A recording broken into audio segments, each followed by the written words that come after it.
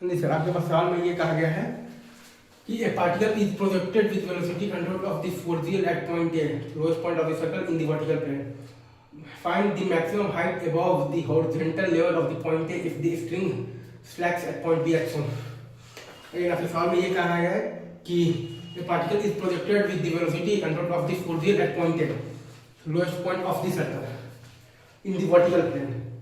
Find the maximum height above horizontal level of the point A if the string slacks at the point B as shown.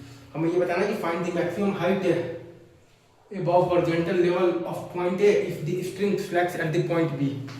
V is equal to under root of the फोर्जियल दिए हैं, तो B point पर आपका होगा क्या answer कि tension तो zero हो जाएगा लेकिन स्पीड अभी भी है। तो B पॉइंट के बाद अगर आप देखिएगा तो पार्टिकल का मोशन कैसा हो जाएगा, तो प्रोजेक्टाइल मोशन हो जाएगा।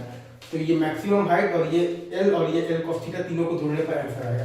ये सॉल्व करने पर ये दोनों इक्वेशन हमारे पास जो B पॉइंट आता है वो आता है हमारे पास बेसिकली क्या आता है, cos theta is equal to आता है हमारे पास 2/3। आई गेस आपको ये सवाल पूरा अच्छे से समझ में आया हो, ठीक है सर, इजी। अगर आप यहाँ पर ध्यान दीजिएगा तो सबसे पहले हम लोग लगा देते हैं तो वर्क एनर्जी थ्योरम। तो वहां से हमारे पास आ जाता है minus mgl into 1 plus cos theta is equal to half m v square minus half m into 4gl। हम लोगों ने लगाया है वर्क एनर्जी थ्योरम, तो वहां से हमारे पास आ गया minus mgl into 1 plus cos theta is equal to half m v square और minus half into m into 4gl, right. Minus mgl into 1 plus cos theta is equal to half m v square minus half into m into 4gl है जी। ये है आपके पास work energy theorem. फिर हम लोगों ने लगा दिया है यहाँ पर NLM, तो उससे हमारे पास आ गया है T और plus mg cos theta equal to mv square by L। और यहाँ पर बोल रहा है कि T और plus mg cos theta equal to mv square by L। तो ये पॉइंट B पर हुआ क्या है ना सर कि B पॉइंट पर आपके पास बेसिकली क्या हुआ है, तो टेंशन का वैल्यू हो गया है 0 और लेकिन स्पीड अब मतलब कि अभी भी है। तो B पॉइंट के बाद से आपका जो पार्टिकल है वो आपका जो करने लगेगा वो कौन सा मोशन करने लगेगा, projectile motion.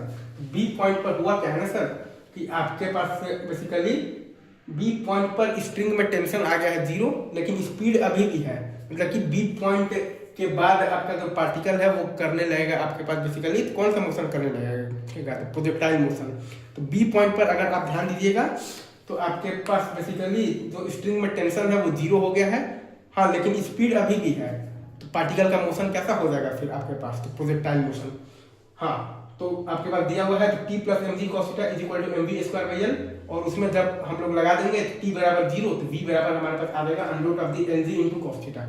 T plus mg cos theta is equal to mv square by L, और उसमें जब हम लोग लगा देंगे तो T बराबर 0 तो हमारे पास आ जाएगा तो V is equal to under root of the Lg into cos theta, ठीक है सर, इजी।